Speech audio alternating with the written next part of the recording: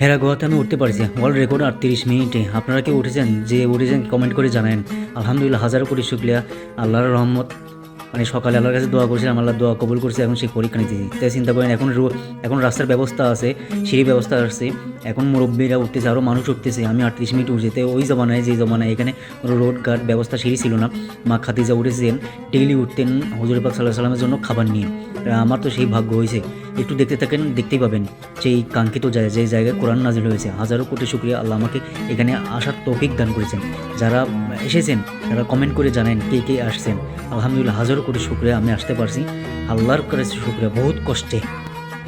ঠিক আছে ভাই, জীবনের প্রথম ওই দেখেন হেরা গোয়া আর এই আল্লাহর ছোট্ট পৃথিবী আমার কাছেই এত ছোট লাগে, তোলার কাছে কত ছোট লাগবে চিন্তা করেন।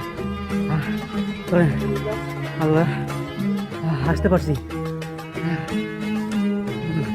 আল্লাহ দোয়া কবুল করছে, সাথে কষ্ট যেগুলো পাইছে না সেগুলো সব দূর হয়ে গেছে।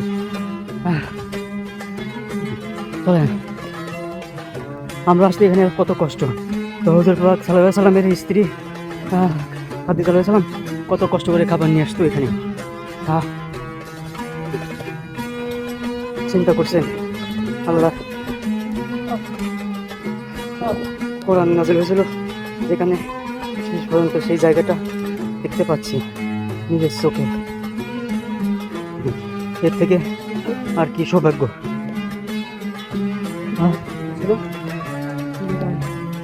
এখানে এসে যে মনের একটা ভাবনা, যে একটা মানে শান্তি পাইতেছি, এটা ওই মক্কায় সেম।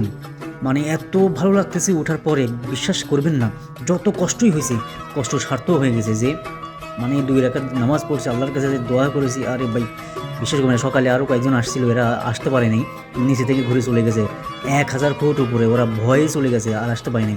পরবর্তীতে একজন আমার সাথে আসছে, সে উঠতে পারছে, আর সব ঘুরে চলে গেছে। হাজারো কোটি শুক্রিয়া, আমি এত ওজন নিয়ে আমি মোটা হওয়ার পরও উঠতে পারছি। আল্লাহর কাছে শুক্রিয়া।